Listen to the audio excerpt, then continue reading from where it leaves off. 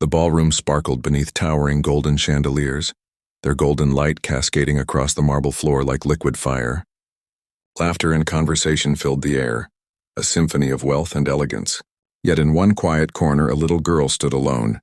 Anna, just 7 years old, small and fragile. Her plain dress looked out of place among the gowns and tuxedos, and her scuffed shoes whispered of a life far removed from this glittering world. Her tiny hands hovered above the polished keys of a grand piano, trembling as the crowd's laughter washed over her like cold rain. At the center of it all stood Alexander Gray, the host of the evening, a tall, confident millionaire in a perfectly tailored suit.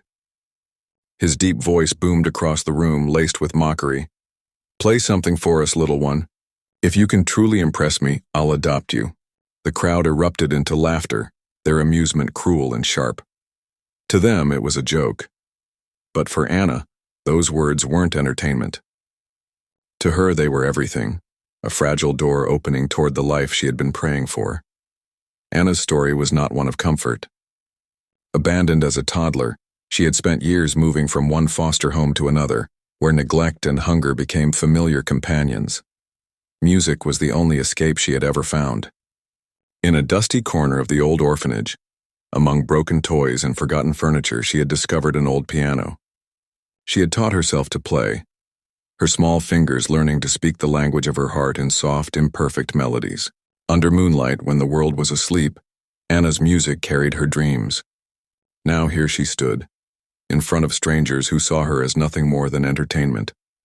Her heart pounded violently in her chest. The first few notes she struck were clumsy, uneven. A ripple of laughter spread through the crowd. Alexander leaned back, smirking, his amusement unshaken. But then, something changed. Anna closed her eyes. She blocked out the chandeliers, the mocking faces, the weight of judgment pressing down on her small shoulders. She imagined herself back at the orphanage, alone in that quiet corner, her fingers gliding over chipped keys under the soft glow of moonlight. Slowly, the fear melted away. Her hands moved with newfound strength. The melody that poured out was not learned, not rehearsed. It came from deep within, a song born of loneliness, longing, and the fragile hope that refused to die. The room began to grow quiet. The laughter faded, replaced by silence so thick it seemed to hold its breath. Alexander's smirk disappeared. He leaned forward, his expression softening as memories stirred. His mother's piano, the lullabies she used to play before she passed away, the warmth he had buried beneath layers of pride and power. Anna's music was breaking through walls he thought unshakable. When the final note lingered in the air, no one moved. The silence was overwhelming. Anna slowly opened her eyes, her gaze finding Alexander's.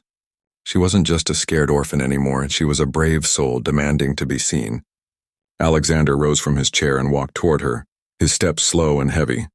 Kneeling so their eyes met, his voice trembled as he whispered, "You've given me something no amount of money could ever buy. From this day forward, you are not alone." Tears welled in Anna's eyes. For the first time, she allowed herself to believe.